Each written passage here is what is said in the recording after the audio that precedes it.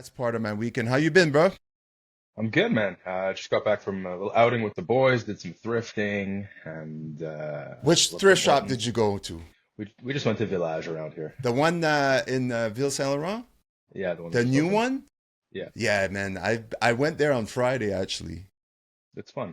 It's a good one, that one. I go once in a while just to go through the t-shirt because I'm Yeah, like exactly. the other day I found a wrestling t-shirt, a Kenny Omega t-shirt for like Okay. seven bucks. I normally don't buy anything, but I was just like fuck it. Like I'm like it's $7. I'll wear it to the gym Sure. once in a while. I'm like Yeah. it's just cool that it was a wrestling t-shirt. So I was like, cause you normally Yeah. pay No, we these found. things like 35, $40.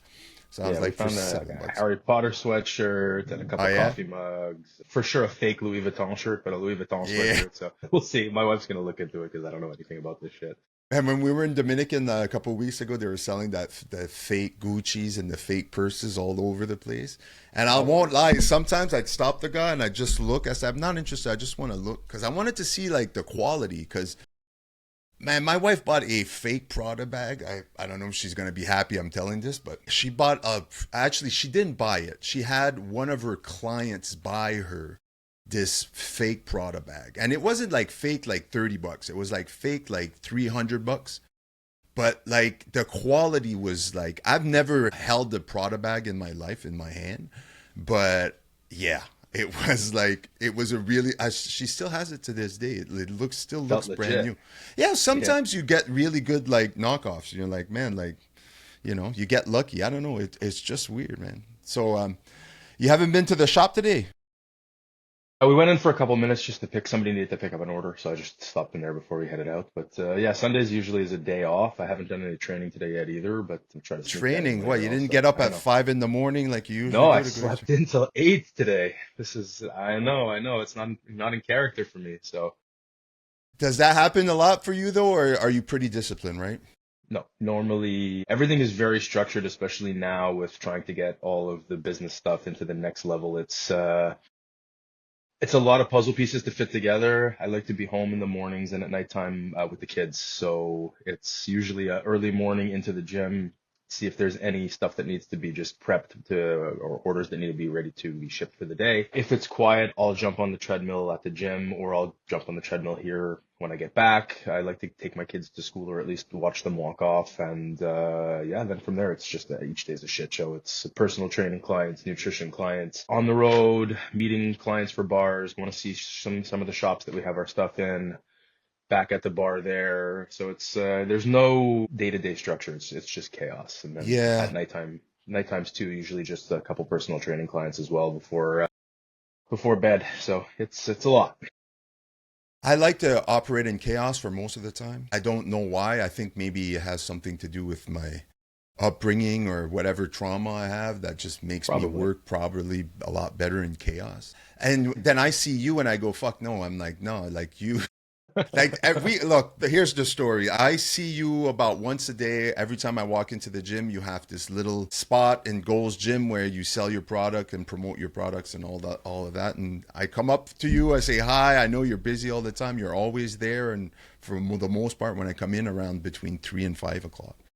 So, and we speak for 5, 10 minutes, and I always see the chaotic, like it's like, and then you tell me about all this stuff because I ask questions, and I'm like, bro, I'm interested. Like I see you're productive. I like your energy. I like the people like you that are, that are driven to not stop. Like there's a part of my brain that like this is necessary for me to never stop. Like for me, it's like I get up, I go to work, I get home from work, I have to work out, and then I get home, I have to get dinner ready. I cannot stop because if I stop, then it's like I get into my head. It's like it can't shut off. I don't know if it's the same thing for you, but I've spoken Yeah, to many of my friends that it's very similar. And my wife is the complete opposite.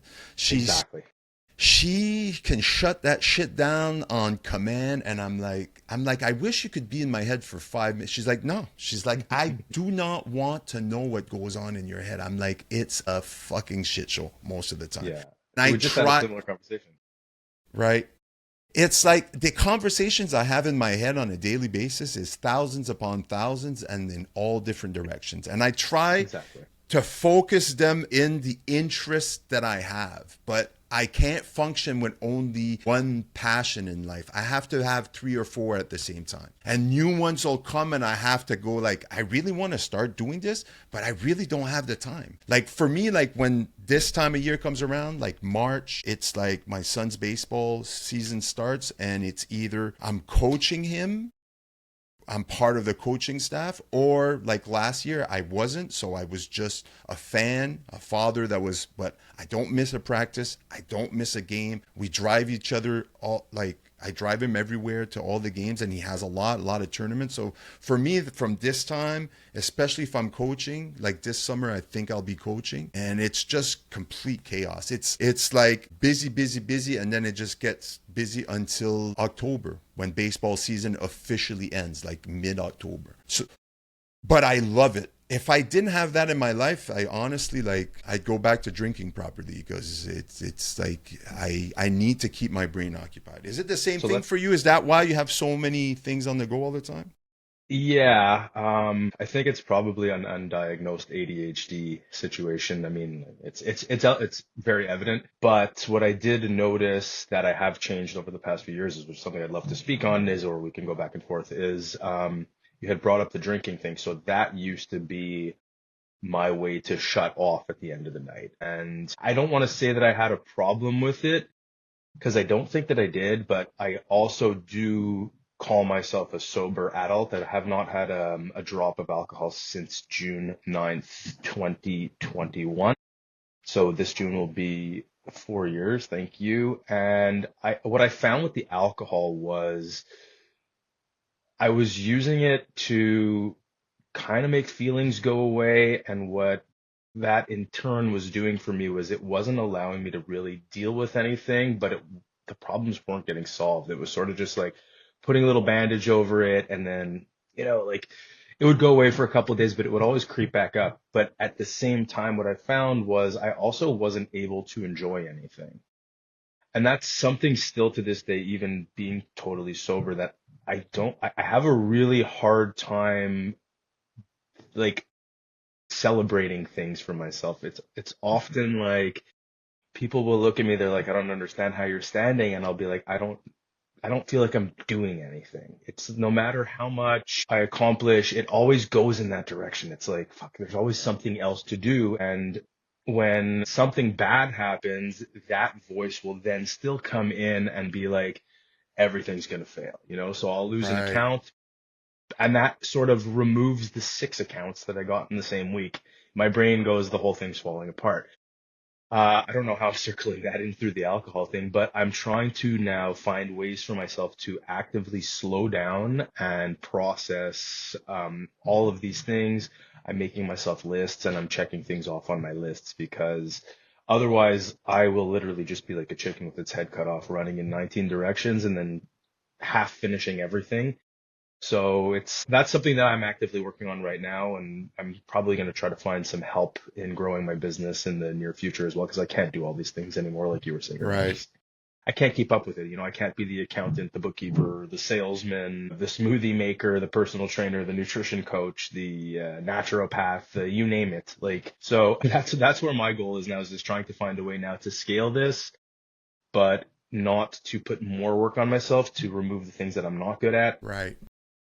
and so I can then focus on the things that I am good at. Yeah, and doing that without the social lubricant of alcohol to calm myself down at night. So we'll see. It's interesting. To add to your alcohol, I've also been sober for since June 1st. I can't five. It's going on 6 years, I think. It's amazing. Yeah.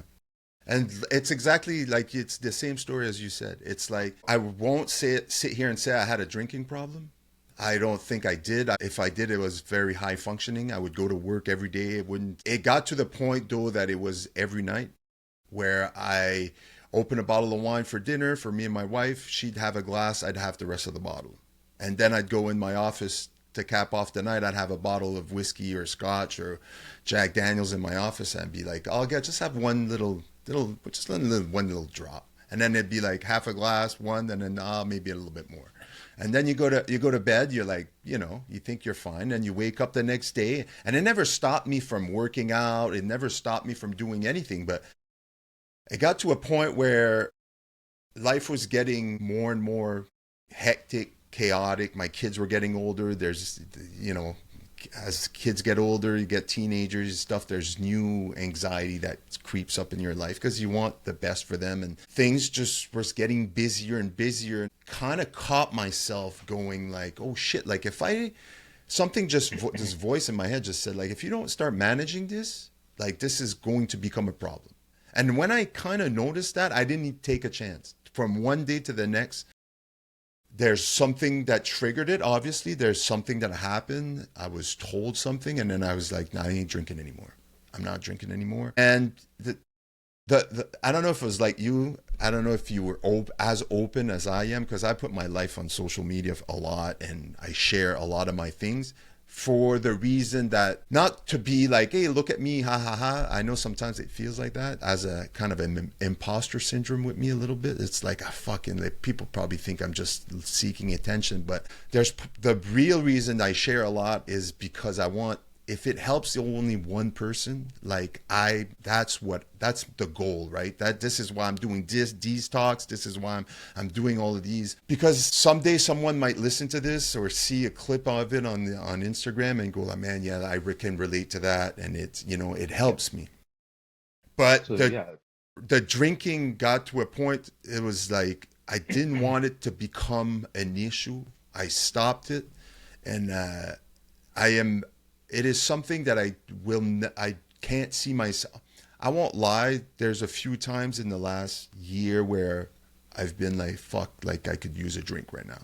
Like I've sat in my car and gone like, am I going to drive myself to the sack right now and go buy a back bottle of Jack's? Like, because when I stopped drinking, I didn't say I was going to stop forever. I told my wife, I said, if one day you see me with a drink in my hand, I don't want you asking anything. I said, I am not. It's not like I had, like I said, I just don't want to put myself in that box of alcoholic. But it's been 5+ years now, and I'm really happy. It's changed tremendous things in my life. Obviously, I've had to find other ways to cope with the stress and anxiety, and working out a lot more and running, and discovering how running really helped me when I used to run a lot more than I do now. Just to ask you a question, if you had the same experience, because this is the funniest part of someone that stops drinking, is how other people that still drink react when you tell them you don't drink anymore. man. Because I found that to be the most hilarious part of me stopping drinking, because sometimes people, it's like they're offended that you're not drinking. I don't think that that's what it is. I mean, that's how it comes off, right? I So know that's not what it is, but I yeah. sometimes it's like, dude, that feels like you're pissed at me because I'm not drinking. So this started with me going way back. I mean, I don't know how much of my backstory you know, but in 2003, I decided to get healthy, and I dropped down from just a hair under 300 pounds to like 165. That's And it was the amazing. same thing. I did the same thing. I pulled away, I went away for 8. I never went out. I did my thing. And I've been doing it ever since, but along the lines, of course, I've come into some issues like in getting my food back to normal. Because once you do something so strictly for so long, it's really hard to sort of get away from that, where you can go and have like the burger once in a while. But Right, what I found is, and I still find it now, is now like when I go out with people to a restaurant, it's almost like I'm the butt end of the first joke when we walk in. Like, oh, what are you gonna be, the one that's getting the chicken and the rice and the right, vegetables? Like, maybe they don't have something for you at this place. And again, with alcohol, I mean, it's less now because it's been going on for so long. It's not, people know now. Like, this is just. But I remember we were at a wedding once, and I'm with a bunch of buddies, and they're like, shots are coming around, and I'm just like, no, and I'm good, I'm good, and I'm like, I'm a pretty jacked up dude, and I'm like, the pussy comments start coming out. They're like, you're such a fucking pussy, and I'm like, okay, so yeah, you're right, I'm a pussy, and it's going on again and again. And it's getting to a point now where like, do I just ignore this and walk away, right, or do I start to now fire back and be like, so I said, do my decisions make you uncomfortable with your decisions? right, And if that's the case, maybe you're the one who's got something to look at right now. And if that's the case, that's fine. There's right, nothing wrong with it. But just because I'm doing something that is clearly making you uncomfortable, like right, if we go out for dinner and you have whatever, a burger and fries, and I'm having chicken and rice, I don't give a shit. I'm not gonna call you a fat ass. your behavior's not bothering mine. And that's what I realized when I start seeing other people's behaviors start to influence and impact how I'm reacting. Something they're doing is bothering me about something that I'm not dealing with right now. Right. And that's It's like for self-reflection all the time. all the time, like all day long. You see something and you're like, this motherfucker. And it's like, oh shit, wait, hold on a second. Yeah. No, in 2020 when shit hit the fan with COVID and stuff, and we were stuck inside the house, I went through 6 months of like, I'd already started changing my life with my fitness when I like years before, maybe 4 or 5 years. I was consistently, but when 2020 hit, I kind of did an inventory of like what I had in my life, who I had in my life, and people and stuff needed to go. And then it made me realize that I had a lot of internal shit that I needed to deal with. And this is bad or good. I'm not promoting or not promoting this. I'm not a fan of going to speak to someone. I've tried it and it just doesn't work for me. And I am the type of guy, like, I need to fix my shit by myself. I know it sounds like, oh, everybody needs help. Yeah, I understand. But I'm not there yet, I think, at the level where I can allow myself to heal myself by telling my issues to someone else. I also don't want to spend days talking about the shit. I've accepted my life as it was, the people in my life, and it's kind of like I forgive everybody and I try to forget. Obviously, there's scars and trauma, that's part of it. So I started becoming aware. It's basically like you start going like, I need to notice everything that's bullshit about who I am, what I am, how I react to this. And ever since then, I said, I'm going to make a point to just become aware. And then when you become aware that you're like this, and I started doing that exercise of just trying to notice what triggered me, what brought on certain feelings, like, because there was a few feelings that were obvious reactions of me, like self-doubt was a big one for me, and like not believing in myself, but presenting myself like I didn't care or anything. But there was a lot of feelings, anger, resentment, blaming others, like there's just a full list. And as I started working on myself, I guess if you want to use that term, the more and more that you start realizing those things, then you become aware, like you said, it's like, it's all self-reflection. Every single time I see something that I deem not right in someone, it's not that I'm being judgmental by thinking that of them and going like, it's because I used to be like you. I used to react like you. I used to say those things. I used to be this hateful or this angry. So I recognize my fault in you like that. And I'm not the type to go, hey, maybe you want to try this. I'm not. I'm going to let you be, because I still need to work a lot on myself. And I'm in no position to start telling people. I'm just here to tell my story. I want to tell my story. I want to tell people what I'm doing, what works, what doesn't for me. And maybe, like I said earlier, maybe someone will listen to this, try something that I'm doing and go, hey man, I tried it. It really works. Thank you. Like, I'm sure we've all received those messages, you and myself included. But yeah, it's once you start realizing your own bullshit, then it's hard, I find, because now I'm very introspective right now, but I also notice everything around me because it's just part of my character and who I am. Like my radar is always on and I'm always analyzing every single buddy around because it's protection for my kids and my family. That's ultimate point for me anyway. So yeah, it's tricky. It's tricky sometimes. But every day, every single day I make it a point to go like, today I'm going to try to become a better version of who I was yesterday. Yeah. I just try. I'm not going to be successful every day, but I am definitely going to make it my purpose, and everything I do is with purpose to become better than I was yesterday. Even if it's just like, I could have yelled at that guy in traffic today and I didn't. Good job. That's it. I don't do that. I don't say good job. I just bite my tongue and go, man, normally I'd freak the fuck out right now. But nope, I'm just going to let him go and wave and bye, and I'm going to call it a W for today. That's a win for me. I'm trying to do that a little bit more too. Like I was having a discussion the other day. I think that we always have like arguments about is like people are complaining about the city, the snow removal, right? Snow everywhere. And I sat there for a second the other day and I said like, hold on, what do I know about running a city? Hmm. I don't know shit. And so, I mean, yeah, is it a disaster? Sure. What would I do better? I don't know. I've never tried to figure out what to do. And then I try to take that perspective into everything, which is the reason I'm not political when I'm posting, Right. especially with everything that's going on right now, because honestly, I don't understand enough of a lot of the things. I don't have the time to understand enough properly. I personally don't care who I offend with my opinion. So if Right. I post something, it's something that I am passionate about. But I find that there's a lot of in today's society, it's a lot of people are just trying to put things up, to try to fit in, to try to make other people say that, like, okay, I'm aware of, like, I'm part of this whole whatever it is that's going on for the time being. It's I don't want to virtue signaling. ostracize. They're Yeah. virtue signaling that they're a good person. Look at me. I'm on your team. Please like my shit so I could feel better about myself.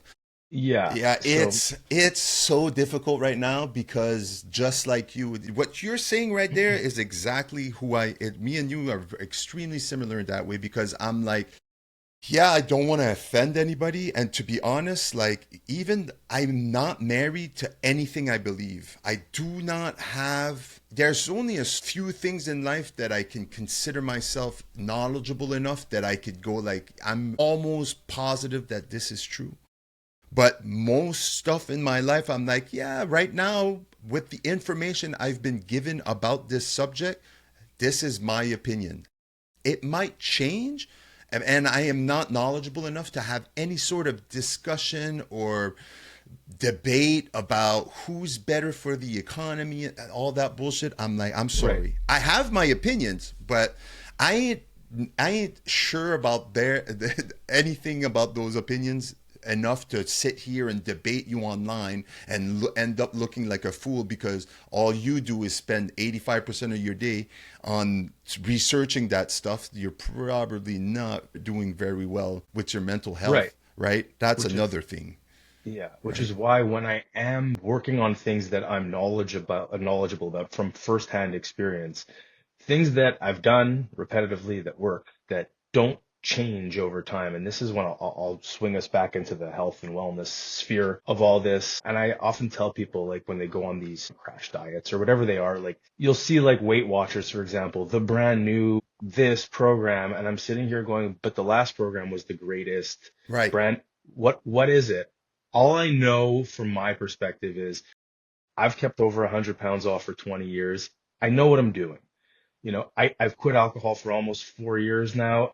I know it makes you feel better. It's not just me. I know it makes me function better.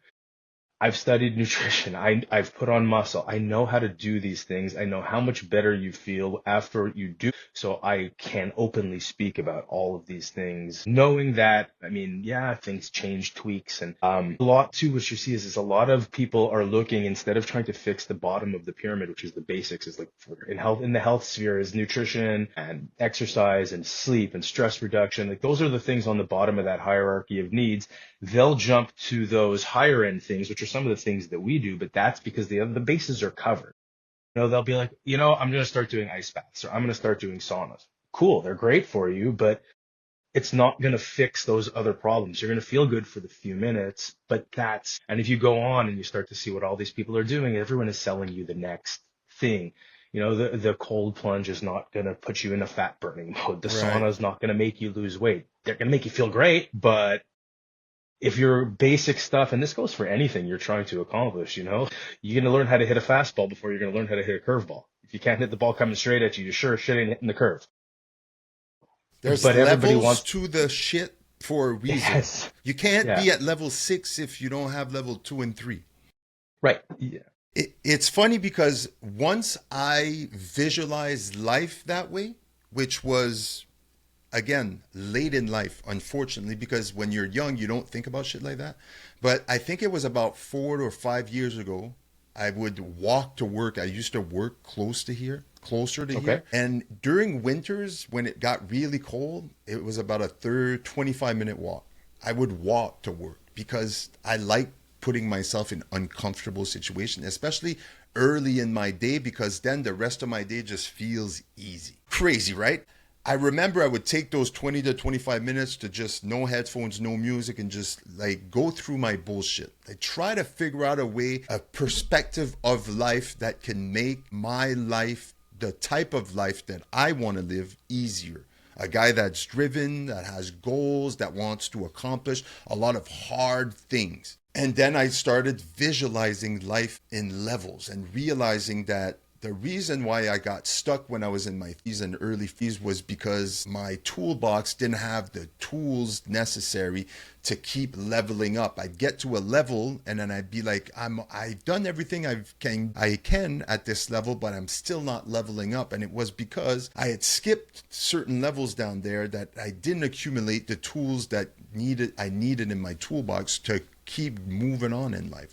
So I had to go back and cipher through a lot of the bullshit and try to figure out and fix a lot of the issues, get the tools, find ways to work on myself. The process is complicated sometimes, but it's very long sometimes. But it wasn't until I started visualizing life as levels. You gotta level up. And the bottom of the pyramid, like you said, the base, the foundation, it doesn't matter how many times, if you do ice baths like I do every single day, if after you go to McDonald's and buy yourself a McDonald's breakfast and you don't exercise the rest of the day and you sit in front of a computer for 8 hours and then you spend the rest of your day on your phone and then you go, oh, I'm trying my best to be healthy. Every day I get in my cold plunge. Yeah, but that's not part of the foundation. And I think that's an important point, is that if you're going to fix yourself mentally, physically, spiritually, everything, you need to figure out what the foundation, what the base is, and fill that foundation up. And then you can attack these new things that might help you, but not at this level. At this level, you need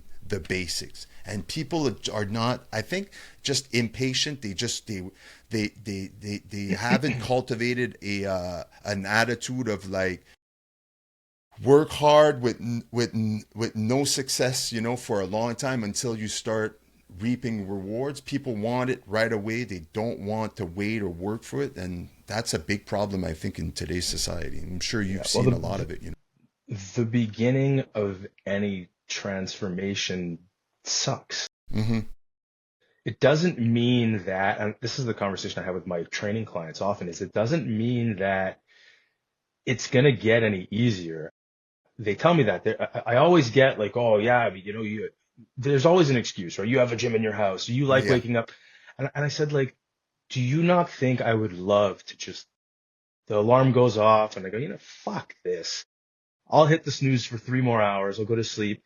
It's not fun. Sometimes you go in the gym and you're excited when you get there and you start your workout and you're like, I am just dragging ass. I feel like shit, but you just have to figure out a way to go anyways. And it sucks. But once you've built up that armory of tools to say, like, you know what? Okay, so let's get, I'm in the gym. We've done this a million fucking times. It's going to suck. I'm going to feel amazing afterwards. Let's go.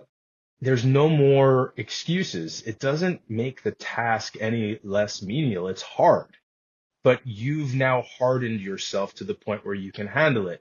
The easiest thing to do is, and I even see it at the gym, because as you know, I'm at the entry point. Sometimes I'll see people just walk in and then 30 seconds later they turn around and they just walk out, and I'll be like, you all right? And they'll be like, just not feeling it today. And I'll just say, go back in, go on the treadmill, set it to 3, put the incline up a touch, and just go walk for 10 minutes. If you still feel like shit, turn around, get out of there. The second you're moving a little bit and you get going, whatever song in your headphones, you start to move around a little bit, shaking, like, you're good. And it's the same thing with a nutrition plan. And I'm actually documenting the one that I've started to do now. Is at the beginning, you don't see results very quickly. It's fucking boring. It sucks. You're used to eating whatever the fuck you want. Now you're trying to put together this whole thing of, okay, I need to have my protein shake and my Greek yogurt and my chicken and my ground beef and my vegetables and, make sure I drink enough water and I'm taking my creatine or whatever it is that you're doing. And then you wake up the next morning and you go like, this isn't working. But the base of all of these things takes 2, 3, 4 weeks, couple months. And then all of a sudden one day you wake up and you look in the mirror and you go, holy shit. Something has changed. Okay, it's work. And But most people just quit so fast because it's so easy to be lazy Yeah. today. Well, I think society and a lot of factors, you want to say technology, social media in particular. I was mentioning this earlier. I was looking for a term. I couldn't think about it. And now I remembered it. It's called delayed gratification. That delayed gratification is something that does not exist in this youth today. It's need because they're used to scrolling through and getting the dopamine and all the drugs that their brain produces is by every 15 seconds, every time they scroll, every time they see something that they like, that they're so programmed to not have to wait for anything, to not have to work for a lot. Like that messes up that's delayed gratification. So when it comes to the point in your life where you've fucked it up for so long, you've gotten out of shape, you're overweight by 100 pounds, and then you go, fuck, I need to do something. Or you go to the doctor and doctor goes, man, if you don't lose 100 pounds right now, you're not going to see next year. And then you're like, fuck. Like, and then you realize that people don't realize, right? You get to a point, let's say you're 300 pounds. People go, shit, now I have to lose 100 pounds. How long did it take for you to go from 200 to 300?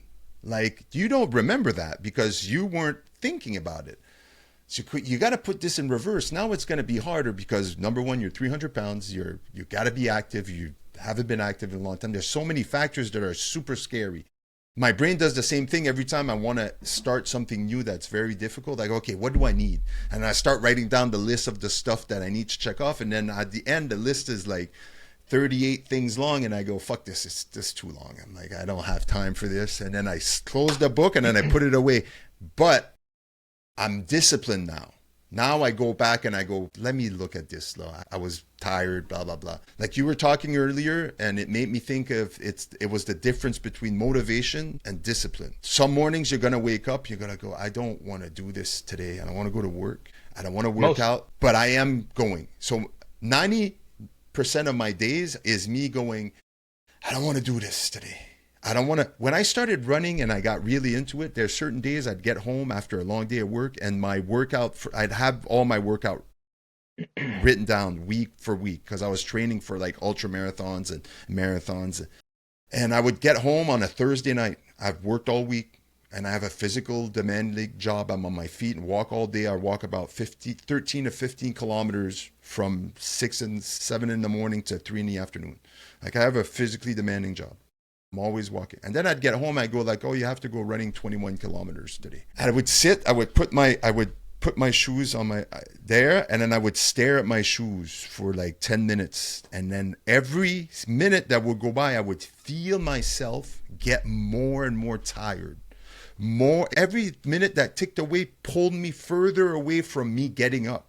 And then 10 minutes later, just me staring at my shoes, I would put one on and I put the other one, I'd tie them on. And then sometimes I'd sit there just staring, just going, oh man, like that. Maybe if I skip today, in my head, I'm trying to go, if I don't go running today, when can I make it up? Maybe it's, and then I'd just get up, I'd put my watch, I'd wait for it to beep, and then I would just start running. And every single time, the minute I started running, I'd be like, oh, okay, I'm good. I'm good. My muscle memory, my memory's like, okay, we're doing this today, no problem. And then I would, 5 minutes, I'd lock in and I'd run 21K and then I'd get home, I'd be like, oh, it wasn't that bad.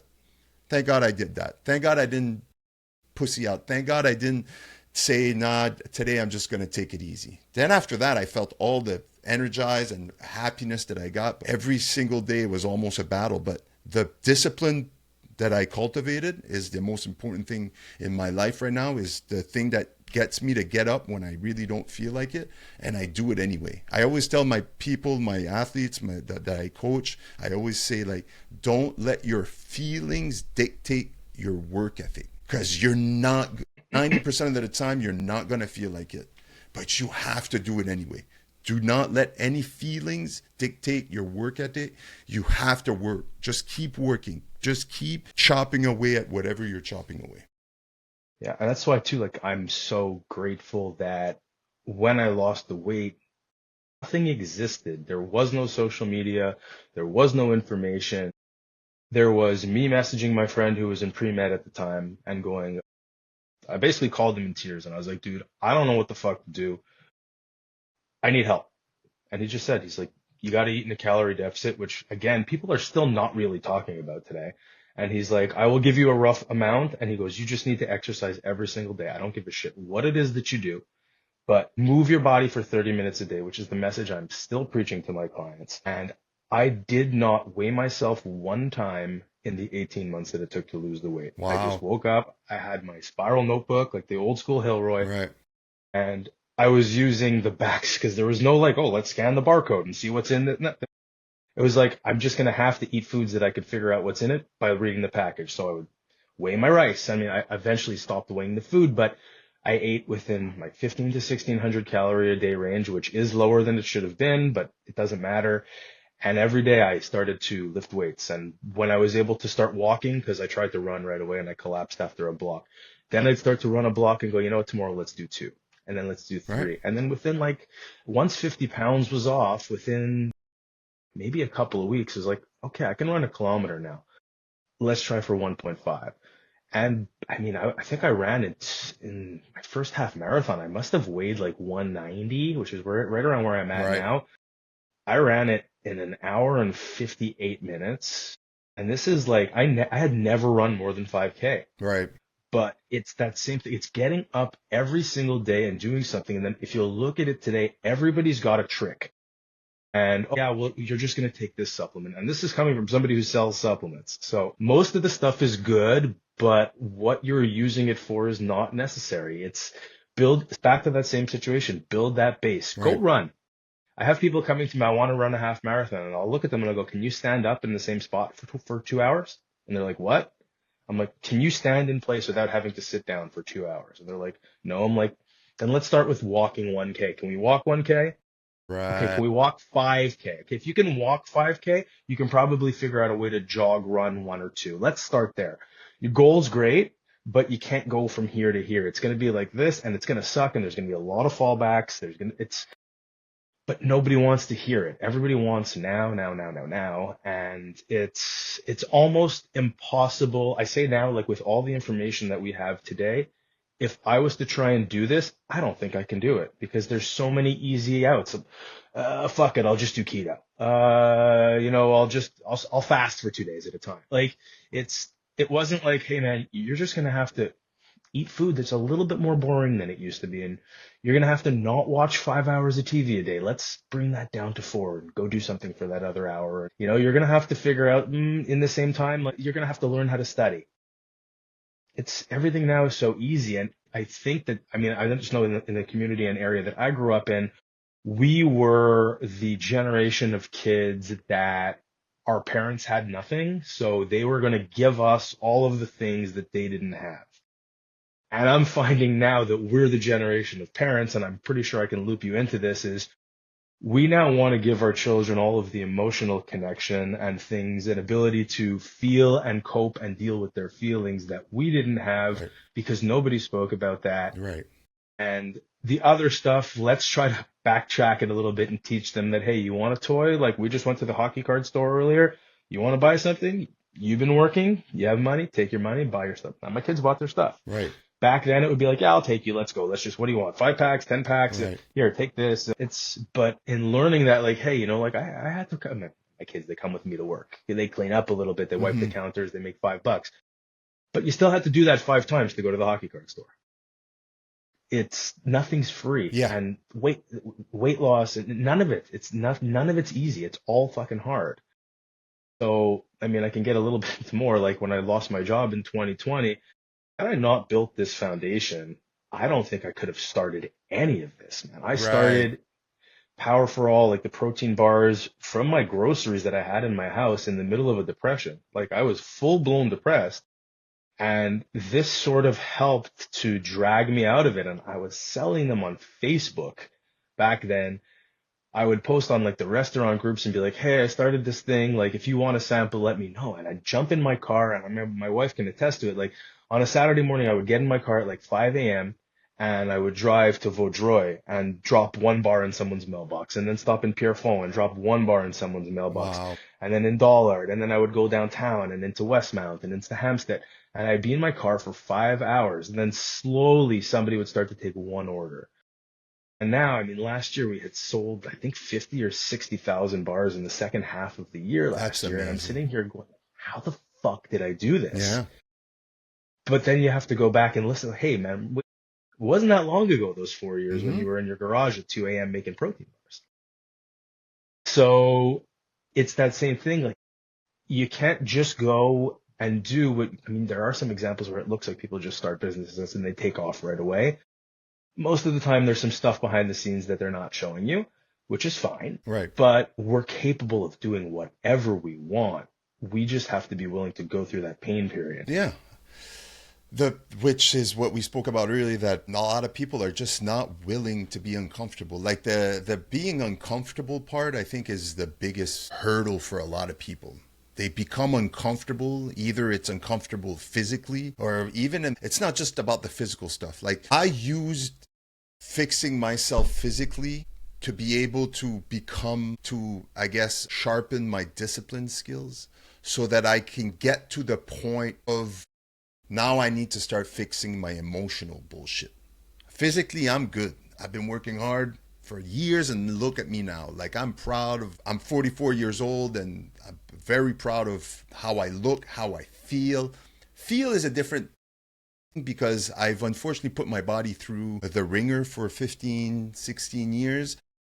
But that's okay. I've accepted that. But meaning, like, physically, I look good. It makes me feel good. And my confidence is a lot higher than it used to be. And I also realized that when I see someone that has a six pack, I don't care if it's a guy or a girl. I'm like, dude, look at that fucking guy. I'm like, because I know how hard he had to work to get that six pack. It makes me go like, yeah, that guy has some sort of work ethic. Yeah, he maybe cheated, maybe he took some steroids, but I don't care. There's still a lot of work behind those abs, unless they're fake, which, not everybody can afford fake abs. But the discipline of constantly showing up every single day is what makes everything go away. Like I said, to me, I've gotten to a point that it's now become a habit. I don't have to fight most days. The feeling is there. Like I said earlier, I'll never let a feeling most days. Some days I just go, fuck, nah, I'm sorry. I need a day. But those days are maybe 1 in 1,000. So on most days that I rest, was planning on resting. I do give myself those days. But showing up every single day, like having that mental fortitude it's become a habit. It's become of like, if I don't do this, I'm not going to be happy. I'm going to regret it. And that I'm remembering the feeling of regret and shame and whatever the case may be of not doing something. And every day is just like, yeah, this is part of my day. And it's got to a point where even going to work is like, yeah, it's part of my day. I enjoy it. I'm grateful that's another thing to go. I'm just going to put a pin into this right now, but Go for to it. finish my point is that you just got to show up every single day. You got to tell yourself it's going to suck at first, but you got to push through the hurt, the pain, and then after a while, the pain, you got to push it down the road. Like, what was once painful is easy for me, right? When I started running, K was a struggle for me. I could go run K easily right now, and I haven't run in a while. I am confident of that because 5K was hard when I started, and I got to a point where 5K I don't run 5K anymore. I rarely do. It's always above that. So that 5K became extremely easy, but it took a long time. It took a lot of 5Ks to make sure that 5K was easy. And it's the same thing in life. Completely forgot what I pinned in. I completely We were forgot. moving towards gratitude. Yes, gratitude. Thank you. Yeah, my pleasure. Normally I have a notebook, but I put it down. I don't know. Normally I write stuff. When I started being grateful every single day, it changed my life. It changed my life because I am grateful for things, the simplest things, and I say them out loud every single day. Like, I'm grateful every day that I wake up healthy. I'm grateful that I'm able to get up and walk because I know some people that's not a possibility. Just walking for me, I'm grateful for that. I'm grateful that I'm healthy, capable of going to work and providing for my family. When I started practicing gratitude on a daily basis, and I do it every single day, that I don't miss because it helps me. Every time something happens to me where normally it would trigger me into either an anxiety moment or a stressful moment or an anger moment, I just go, Yeah, that sucks. But I'm grateful that, and then I go through a list of stuff that I'm grateful for like 30 seconds. And then after that, I'm like, all right. And then We're good. it's also like all the work that I've put in on my body and on myself for the past, let's say 10 years, 5 years. You get to a point when something happens to you, I don't go, well, all right, keep going. What do I need to do to fix this right now? Oh, I got a flat tire? That sucks. I guess what? I know how to change a flat tire. And then I'll use this opportunity to get better and more efficient at changing a tire or whatever the case may be. Oh, my car needs to go into the garage. Instead of freaking out because it's going to cost me money, I go, well, I'm grateful that at least I have a car. At least I'm able to afford it and drive a car. We have 2 cars. And then everything just goes away. And it's kind of like, yeah, well, there's day-to-day stress, but man, being grateful every single day for me was a huge switch in my mindset and in my perspective of life. And it just seems to lubricate the way through the Everything. path, you know? I didn't realize how bad it is with people until in between the job that I had for 20 years, I took a job at my friend's company afterwards where I was working at a counter. And I remember every Monday I would walk in and it was like I was walking into a funeral. And I was like, I mean, you know me, man. It's weird that I used to be the biggest introvert in the world and people are like, this Right, guy's high energy. Like even if I'm faking it, I say hello to everybody right. and I know my energy is good. It's positive. I would walk in and I'm like, hey guys, good morning. How's everybody's weekend? Well, it's Monday. And I'd be like, okay. And then on Friday, it's like I'd walk in and it's like everybody won the fucking lottery. And I remember sitting there going like, these guys are miserable for 5 fucking days so they can go home and go spend money on food and booze on the weekend so they could feel good for 2 days and then go back and repeat this.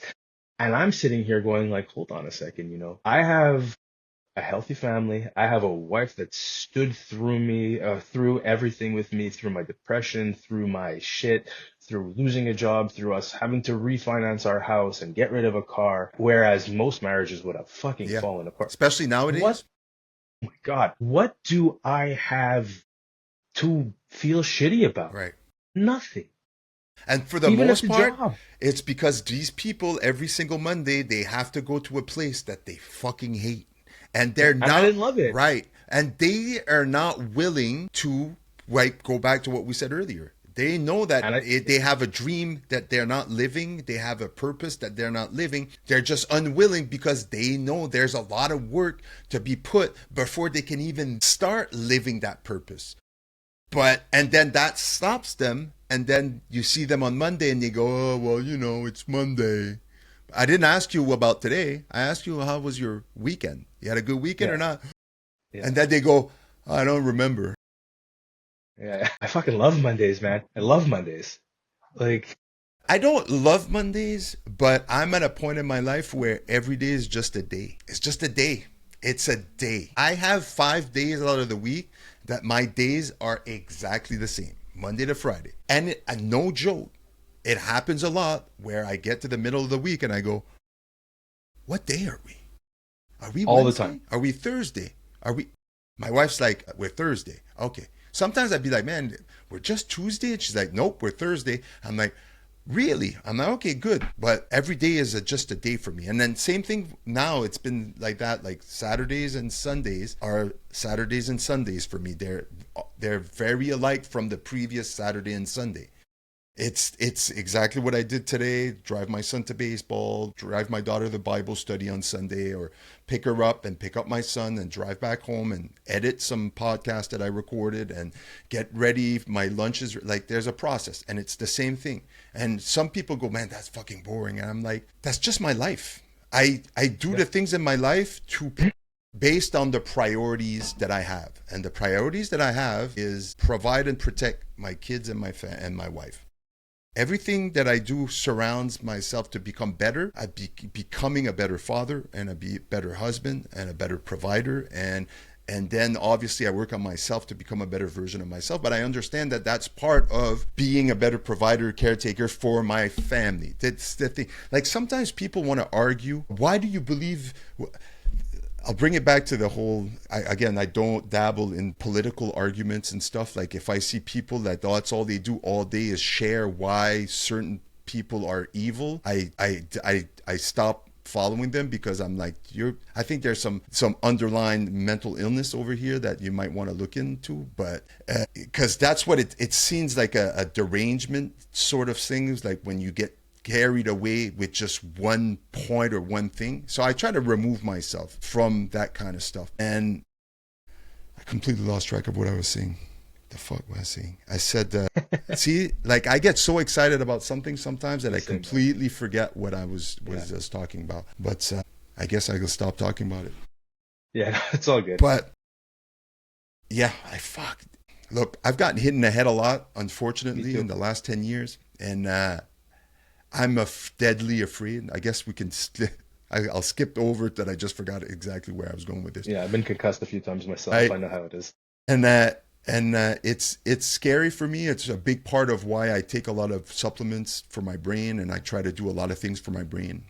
Actually, you know what? Now I'm remembering something you said earlier in the conversation, and I'm going to ask you a question. And I've asked this question to other people like you that, like me, that take care of themselves and stuff. Like, there's a part of me that I've got to a point that I know my body so well. Like, I know what one thing, if I eat that thing, I know exactly how long it's going to take before I start feeling like I feel. I know exactly what it's going to do for me. I've become very in tune with my body. It's just something that I guess it's part of who I am and stuff. And one of those things that I've done in the past is that I'm very attentive to the information that comes in. So you start paying attention right to your physical, like you've lost a lot of weight. You've been in nutrition and fitness for a very long time. So you know what happens when you put your body through certain things, or that you expose your body to certain things. And I think one of the things that people, they do that for their physical health, but they don't do that for their mental health, right? You expose yourself to ideas and to certain things that it mentally affects you, but you kind of don't realize that it mentally affects you, that it affects your mood or the way you do certain things. And then I see a lot of people that get kind of, I don't want to use the word infected, but it's kind of like, it seems like it's a virus, right? Like you expose yourself to something constantly negative, that it's like negative news, negative news, negative news. Like, what's going to happen? You're going to become depressed. Then you realize, like, why am I so depressed? And then you're like, man, sometimes I go to people, it's like, do you even realize your algorithm? Like when you scroll online, like, is it positive shit or is it negative stuff? And then they go, oh, it's a lot about the news and about like what's the chaos that's going on in life. And I go, huh, all right. Because I have that too on my algorithm sometimes, right? But I also have a lot of like, oh, that's nice. That's positive. Man, that makes me feel good. Oh, look, a puppy. Oh, look, like, and I, on purpose, I follow pages. Like I started following a page that all they post is videos about beavers. The reason why I do that is because when I look at a video about a beaver, I go, man, I love a beaver. It's just, there's something about that animal that makes so, if I see a video and I go, oh, that's cool. So if I was having a bad day or a bad moment or this thing, and all of a sudden I see this beaver video, I go, what the fuck was I thinking about? And then it just completely kind of like, just like directs my thinking into completely something different. It's exactly what happened in a conversation 5 minutes ago. I was talking about something and for some reason, God went like, yeah, you don't need to go in this direction anymore. And then you're like, maybe I was going into a direction that would have given me, whatever the case may be. I go, all right, whatever, just move on to something else. But the point of all this is that I used to be very attentive to what I put into my mouth as food and fuel. Now I'm doing that, plus I'm trying to be aware of what I consume visually and on my phone, because I know that it affects me mentally. And that's the hardest battle for me. That is the absolute hardest battle for me right now. I mean, on my end with that type of stuff is what again, I'm super ADHD, so I will if I start scrolling, I'll find myself 45 minutes later going, what was I supposed to do?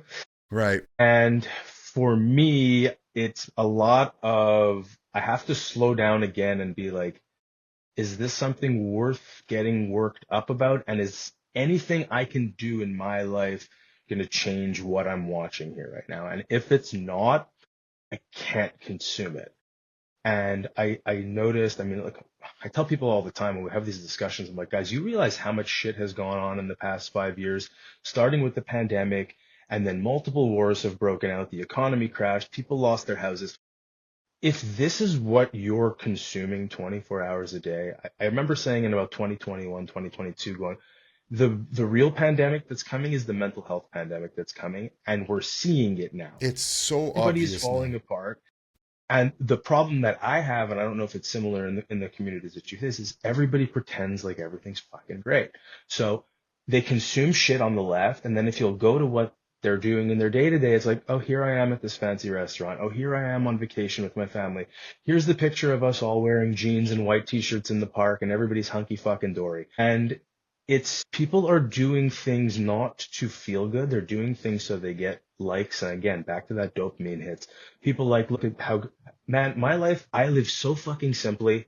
I don't require anything. And I tell people that I'm like, I don't remember the last time I bought myself something that wasn't food, a hat or a Right. shirt. I don't like fancy stuff. I don't, and I think that's, again, going back to gratitude, is the blessing for me that came from actually having to restart in my late 30s, is realizing how much of the things, yeah, it's nice. I'd love to take my family on a couple more vacations. I'd like to have that freedom that comes with that. But in constantly not having to give a fuck what anybody thinks anymore. Once that's gone, you don't give it, like, there's no more stress to fit in. I don't care. Laugh at me about the alcohol. Laugh about Right. me that I'm good. I'm okay with the person who I see in the mirror 80% of the time now. Am I still working on doing things like controlling my anger that comes out sometimes, or getting pissed off?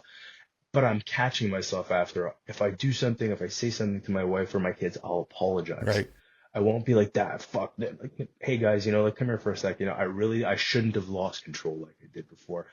I let something come over me that I should not have let come Hmm. over me. I should have been able to calm myself down and handle it like an adult. And truly, I apologize. And people see that. I don't fake things anymore. Yeah. And I think if people could do a little bit more of that, and especially if we could teach the next generation. I've done some speaking in schools, and I tell them this, and everybody is so afraid of what the person next to them is going to think of Yeah. what they're doing, where they're going, what they're wearing. It's all irrelevant. These things are, it's all things, and there's no value. I was listening, I think, to Chris Williamson talking about, he called it the Joe Rogan theory, that people are always like, look at the watch he has, look at the girl he has, those must be valuable. And just because something is hard to get doesn't mean there's value to it. Absolutely. And we can flip that and go like, hey, like, imagine how difficult it was to lose 150 pounds, or for you to go from 5K to 50K. Right. There's value in it because you worked for it. It's not a thing. People say, you cross the line at the end of an ultra, at the end of a marathon, you get the medal. Where's the medal? Most people throw it in a fucking drawer. It's that moment. It's that 10 seconds of looking at that banner and looking at the time and going, did I do as well as I thought I was going to do? It's like going But to a concert and filming the best part of the night on your phone, and you never looking at that video ever again. And you right. missing out on the moment because all you could was worried if the singer's Let in me post frame this. in my thing. And you don't remember the experience. And then you go, hey, let me show you this video. You'll never fucking show it to anybody. And you'll No, never like, sit there and look at you either. I have a jiu-jitsu medal from the one Right. tournament that I did that I won. I don't remember what the medal looks like, but I do remember looking the guy in the eyes when I was grappling with him, and I remember watching him break mentally. You remember that thing. That's what I remember, going like, okay, you came back from a groin tear and an abdomen tear and competed when you shouldn't have competed, and had to force this guy into somewhere that the only one area that I'm good at, otherwise I would have gotten destroyed, and I mind fucked the guy and I got it. The medal's meaningless. It's that moment where I was looking the guy square in the eyes and I watched him break. It's the moment where you do your bench press PR, you get that one rep and who gives a shit if it's on fucking Instagram? Like, it's when you cross your line in your first half marathon and you go, I can't fucking believe Right. this. Like, that doesn't go away. So those are those moments that I try to keep in my toolbox when I start feeling sorry for myself, and I go like, hold on, like, let's take a step. Look at all the things that you've done. It's not just about what you have. People can't do this stuff. 99% of the people in the world can't push themselves past a week of a fucking nutrition plan, trying to learn how to run, like, all of these little things. And I'm sitting here going like, you've accomplished all these things. Give yourself a little grace, man. It's the most difficult thing. I don't know if it's a man thing or whatever it is. I know that's the hardest part for me is stopping and looking back sometimes and going, holy shit, like I've come a long way, you know? Like there's something you said. I guess I'll finish my point. We can end it here. It's been an hour. I try Yep. to keep these at about an hour because Cool. after a while, and again, me and you could have a conversation probably for 3 hours and we'll do it again so we could keep talking about this kind of shit. Definitely. Because I'll do this type of conversation with a man, another man. I have this all day, every day. I think it's helpful for a young generation. I think it's mostly helpful for people of our generation that might be going through difficult times. They see us here talking about our shit and bullshit and how we went through it and how we got past it. There's one thing you said then that hit me right in the nail, and you said you had to restart your life right in your mid 30s. I remember I went through a burnout, and that was the catalyst of that was the fork in the road. Like I can't keep going in this direction anymore. I grew up, I got to a point, I moved to Montreal, all the story, a lot of people heard the story before, but when I got to Montreal, I got a corporate job. I went to work in a cubicle every day. I did that for 8 years. All right. And you know me enough now that you probably go like, you worked in a cubicle? Like, yeah, this is back when I didn't realize that I wasn't meant to this because the job for me wasn't important. What was important was what I wanted the job to be. I wanted to climb the corporate ladder so that I can afford the car and get the house and give my wife all the things she wanted, all the purses, all the dresses, all the shoes. I wanted to be that guy that drove a Porsche, that dressed in suits, that had a Hummer in the garage, that had a house, that threw the biggest lavish party because he had all the money. That was the dream. And then I worked and I worked for 8 years. Then you realize like, holy shit, this is hard. There's no way it's going to take a long time for me to get to a salary where I can afford all those things. But then you get trapped. You don't realize you're trapped. You're just, because you're halfway, you climb a tall ladder and then you look down, you go, holy shit, I'm so high. Like I can either keep going or I can go down. You realize I've come too far. I can't go down. It's too scary. I'm going to keep going up. So you keep climbing that corporate ladder. And then I got to a point where something inside just went like, dude, you can't keep coming to work here. And I don't have a choice anymore. I have a son now. I have a kid.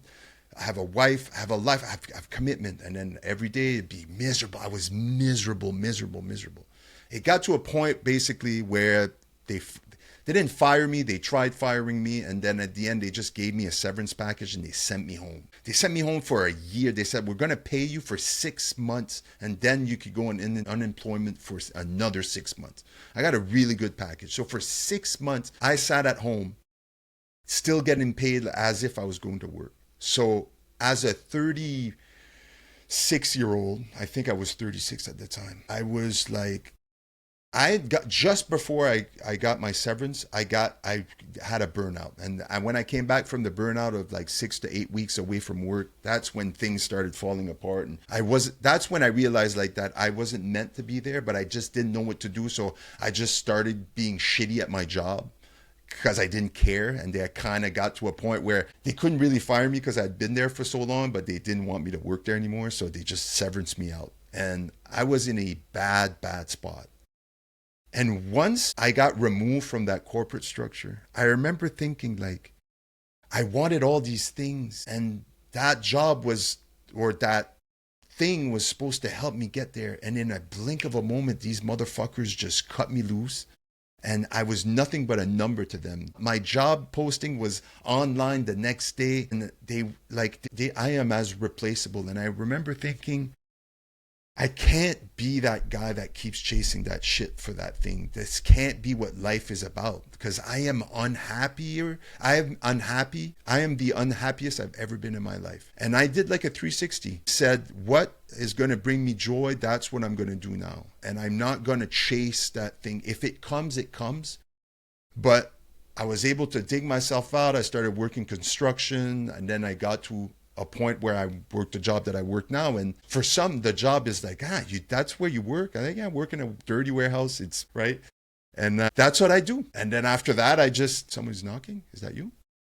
Kids are playing hockey. Okay. And I couldn't be happier because I noticed that I required a physically demanding job or something that I could be active in, and I'm happy with that.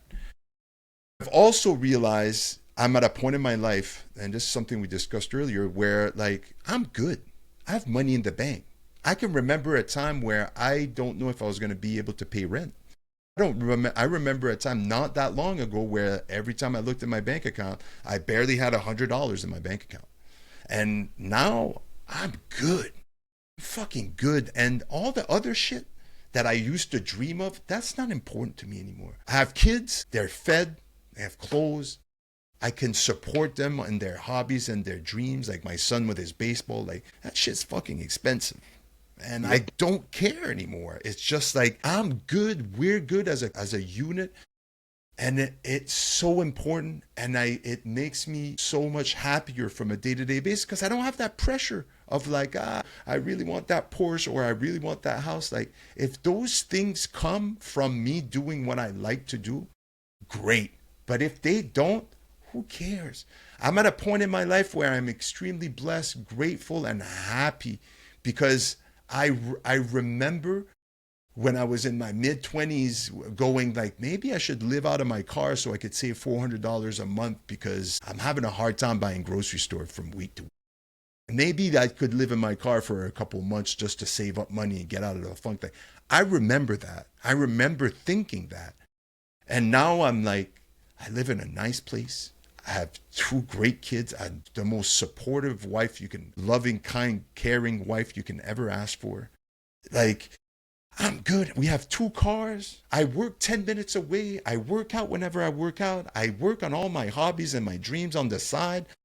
I'm good. If all the other shit comes, and when I started living my life that way is when everything changed, man. And Changes. It made a big difference in my life. Yeah, I'll end on this one. And it's actually a throwback to something that you did for me. You probably don't even remember. Is I'd like to just try to do good things for people, even if it's the littlest thing. And I'll remember back is when I closed up last year at Christmas. I think that was the first time that I met you, and you came and you were asking me questions, and I sold you 2 of my protein bars, $9 or whatever it was. And you gave me a $20 bill, and it's not about the money. And you said, I see how hard you're working. Keep the change. Right. Happy holidays, and I'll see you in the new year. People fucking remember the little things. I don't remember that at all. I remember buying the bars. Yeah. So if there's anything that I could leave is just try to be a good person, man. Like, be your own hero. Do little things to make everybody else around you. If you can make a life better in any capacity, people do not forget. Yeah, and you're absolutely I try right. to just impact somebody every day. And if I can do that, I'm good. Right. It's a good way to end it. Ryan, thank you very much. And before I end, I'll say this about your protein bars. And I am 100% honest when I say this. They are the absolutely best protein bars I have ever tasted in my life. I've had hundreds. I've tasted them all. I've tried almost all of them. Your protein bar are the reason why I went like, I remember sitting in my car, first time I had your protein bar. And it's probably after that conversation when I gave that Christmas, because I believe that was the first time I bought your bars. I remember going like this, I'm like, there's no way this can be good every single time. I'm like, there's no way. And I had the peanut butter one, I believe it was. And I was like, this is crazy. There's no way this is good for you.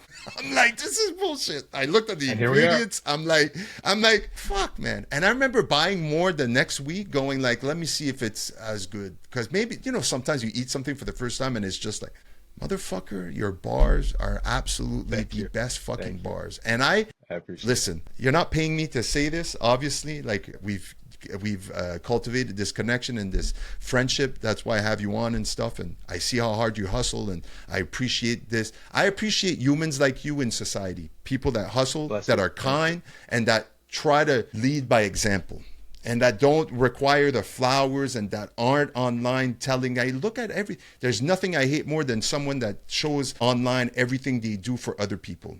Motherfucker, you're doing that for the wrong reasons. You understand what I mean? Yep. Like that gets on my nerve. Like, look how good a person I am because I go do this. I'm like, can't be done. Can't be done. I don't like that. And you're not like that. You're genuine. The first time I spoke to you, I was like, this motherfucker, He hustles and grinds, and I respect that. That's what I'm all Thank you. about. It inspires me, and you inspire others. So I'm grateful that we've been able to cultivate this friendship. Absolutely. Powerforall.com. That's their That's website. it. That's it. PWR. PWR4AL.com. Do yourself a favor. Go buy yourself some protein bars. You'll thank me later. Ryan, thanks Thank a you lot so for much. doing this, and I Bless you, man. guarantee you we're going to do this We'll again do it soon. again. Yes, sir. Cheers.